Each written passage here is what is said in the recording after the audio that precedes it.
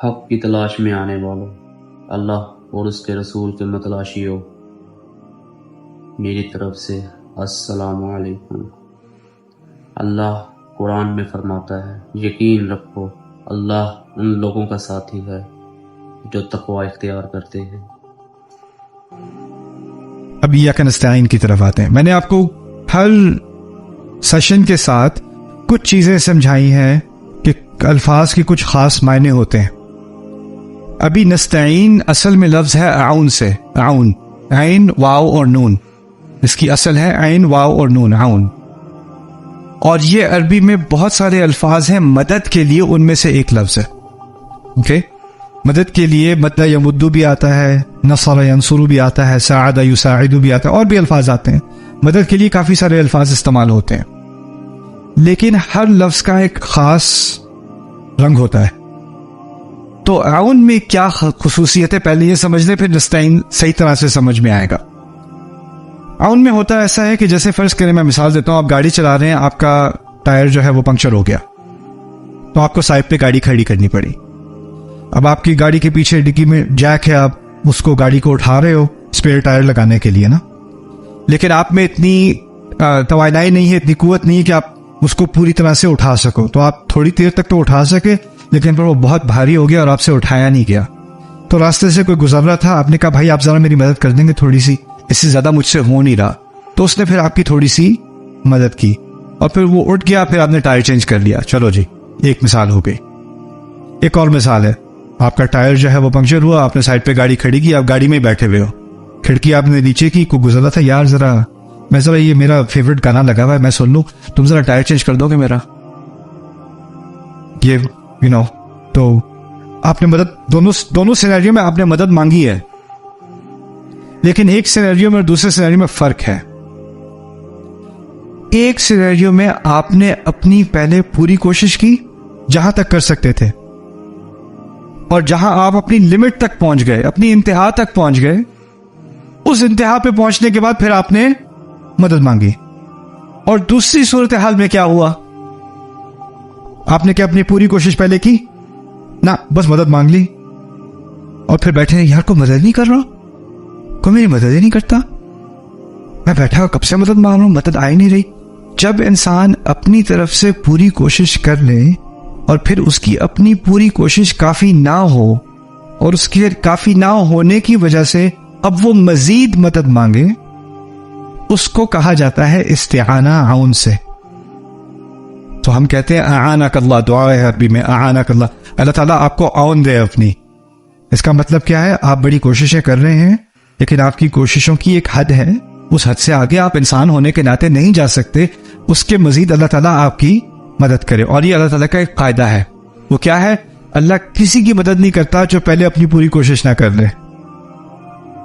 ابراہیم علیہ السلام نے دعوت دی، ان کی دعوت کی بہت مخالفت کی گئی، اس مخالفت کے جواب میں ان کو آگ میں پھینکا جانا تھا، اور اس تمام شدت کو برداشت کرنے کے دوران اللہ تعالیٰ نے پہلے سے نہیں بتا دیا آگ ٹھنڈی ہوگی، فکر ہی نہ کرو۔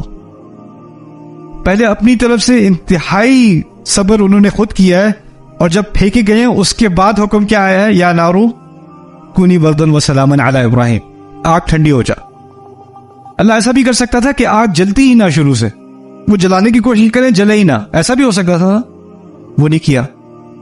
موسیٰ علیہ السلام کے قصے میں لاٹھی کیا بن جاتی تھی؟ سانپ بن جاتی تھی۔ میں کہتا ہوں اگر سانپ بنی جاتی تھی، اور اتنا ڈراؤنا سانپ تھا، اور وہ فرعون کے محل کے اندر موجود تھا، اور لاٹھی پھینکی اور سانپ بن گیا ہے، تو مسئلہ ہی کیا تھا؟ سانپ نے تھوڑا سا اوپر چڑھ کے ایک ہی دفعہ تو ڈسنا تھا، سارا مسئلہ حل، فرعونیت کا سارا مسئلہ حل، حکومت گر جاتی، موسیٰ علیہ السلام مصیبت حکمران بن جاتے، ساری کہانی ختم۔ وہ ادھر ادھر سانپ جو ہے وہ حیۃ تسعیٰ ادھر ادھر گھوم رہا ہے، لیکن کچھ کر نہیں رہا وہ سانپ۔ اور پھر اس کو دوبارہ سوٹی بنا دیا۔ میں نے کہا میرے پاس سانپ ہوتا تو میں تو پہلے اس کے منہ پہ پھینکتا فرعون کے، مسئلہ حل کرو پہلے، سانپ کا فائدہ کیا، ڈسے گا نہیں تو، رائٹ؟ لیکن اگر ایسا ہوتا تو کیا موسیٰ علیہ السلام کی انتہائی کوشش کا پہلے امتحان دیا جاتا کہ نہیں؟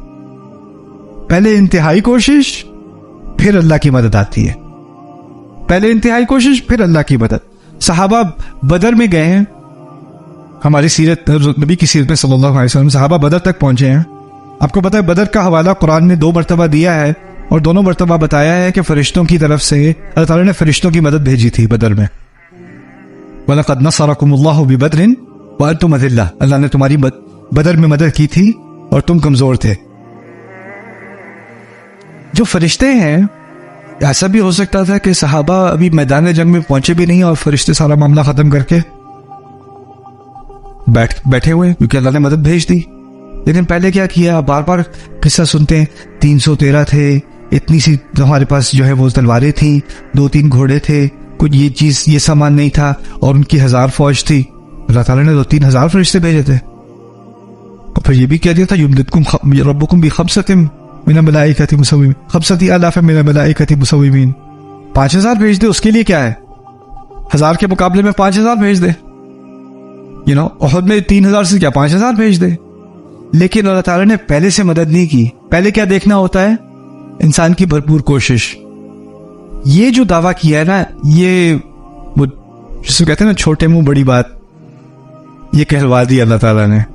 اللہ تعالیٰ ہم آپ سے اس وقت مدد مانگ رہے ہیں جب ہم اپنی پوری کوشش کر چکے ہیں. یہ بات کہی جا رہی ہے. ہم تیری ہی عبادت کرتے ہیں اور تیری عبادت کرنے میں بڑی کوشش کرتے ہیں, اور جب اپنی کوشش کی حد تک پہنچ جاتے ہیں اور پھر اس بات کا احساس ہوتا ہے کہ اس سے آگے ہم خود کر نہیں سک رہے, تب ہم آپ کی مدد مانگتے ہیں. یہ کیا رستہ ہے. اب آپ اس چیز کو کمپیئر کریں, اس کا تقابل کریں. ہمارا جو رویہ ہے اسلام میں آج ہماری قوم کا, اللہ تعالیٰ سے مدد مانگنے کا جو رویہ ہے, جو آپ عام طور پہ دیکھتے ہو اپنے اندر, اپنے دوست احباب کے اندر, فیملیز کے اندر, کلچر کے اندر, کیا دیکھتے ہو؟ بس جی اللہ کی مدد آئی نہیں رہی, کیا کر سکتے ہیں. دیکھیں جی, بس اللہ نے یہی لکھا ہوا تھا, کیا ہو سکتا ہے؟ ہاتھ پہ ہاتھ رکھ کے مدد کا انتظار ہو رہا ہے. یہی بات ہوتی ہے نا. وہ پرانا قصہ ہے, کرسچنز بہت یوز کرتے ہیں, لیکن بات صحیح ہے. وہ کہتے ہیں ایک سیلاب آ رہا تھا, تو سب شہر سے نکل رہے تھے کیونکہ اعلان آ گیا تھا کہ سیلاب آ رہا ہے. ایک صاحب نے کہا نہیں, میرا رب میرے لیے کافی ہے, تم لوگ جاؤ, میں اپنے رب سے مدد مانگوں گا. سارے نکل گئے, ایک بندہ رہ گیا گاؤں میں. سیلاب آ رہا ہے, پانی بڑھتا چلا گیا, تو ایک بندہ کشتی سے گزر رہا تھا, اس کی چھوٹی سی اس نے کشتی خود ہی پٹھوں سے بنائی اس نے, اور بنا کے کہتا ہے بھائی آ جاؤ, میرے پاس ایک اور کی جگہ ہے. نہیں, میرا رب مجھے میری مدد کرے گا, مجھے تمہاری کوئی ضرورت نہیں. اب پانی اوپر تک چلا گیا, تو وہ اب چھت پہ کھڑا ہوا ہے اکیلا, پانی اوپر اٹھ رہا ہے. اوپر سے ہیلی کاپٹر بھی آ گیا, اس نے دیکھ لیا اسے, نے کہا آپ آ جائیں یہ پکڑ لیں. نہیں, میرا رب میری مدد کرے گا. بندہ ڈوب گیا, فرشتے پکڑ رہے ہیں. وہ کہتے ہیں میرے رب نے میری مدد نہیں کی. تو فرشتے کہتے ہیں گدھے, ہم نے پہلے پورے گاؤں سے بلوایا, پھر ہم نے یہ بندہ بھیجا, پھر اس کے بعد ہیلی کاپٹر بھیجا. بات کیا کہی جا رہی ہے اس لطیفے میں؟ وہ یہ ہے کہ ہمیں مدد قبول کرنی پڑتی ہے جب اللہ تعالیٰ کی طرف سے آتی ہے, اپنی کوشش بھی کرنی پڑتی ہے. ہم صرف یہی نہیں کہہ سکتے بس اللہ کی طرف سے مدد آئے گی تو دیکھا جائے گا. جب تک وہ نہیں آئے گی اب کچھ بھی نہیں ہو سکتا. اور یہ کبھی کبھی ہم اس ایکسٹریم پہ چلے جاتے ہیں نا, کیونکہ بات تو ٹھیک ہے, القادر فی الحقیقہ لیس هناک قادر فی الحقیقہ الا اللہ. اصل میں قدرت صرف اللہ کی ہے. میں یہاں کڑا چل رہا ہوں, لیکن میرے چلنے کی صلاحیت اللہ تعالیٰ کی طرف سے ہی آ رہی ہے. تو آپ بڑھ چڑھ کے اگر آپ خطبہ دے دیں کہ ہمارے ہاتھ میں تو کچھ بھی نہیں ہے, اللہ تعالیٰ کا کن جب تک نہ ہو کچھ بھی نہیں ہو سکتا. اب یہ کچھ بھی نہیں ہو سکتا, کچھ بھی نہیں ہو سکتا, بار بار کہتے رہو تو انسان کے دماغ میں کیا بات آ جائے گی, واقعی کچھ نہیں ہو سکتا, میں بھی کچھ نہیں کر سکتا, میری صورتحال بالکل نہیں بدل سکتی, بس اللہ ہی کرے گا. اب اللہ کی مدد مانگی جا سکتی ہے. اور یہ میں بات خاص اس لیے دوہرا رہا ہوں کہ جب میں پہلی دفعہ پاکستان آیا تھا اس ٹور میں کچھ مہینے پہلے, تو سب سے عام سوال مجھے یہ ملا تھا, اللہ تعالیٰ میری دعائیں کیوں نہیں قبول کر رہے؟ اللہ تعالیٰ سے میں نے بہت مدد مانگی ہے, مدد آ نہیں رہی. میں نے آپ نے کیا کیا ہے؟ دعا. اور کیا کیا؟ اور زیادہ دعا, روزے بھی رکھے ہیں میں نے. آپ نے خود کچھ کرنا نہیں ہے, بس مدد مانگنی ہے. اور یہ کس چیز کی مخالفت ہے؟ ایاک نستعین کی.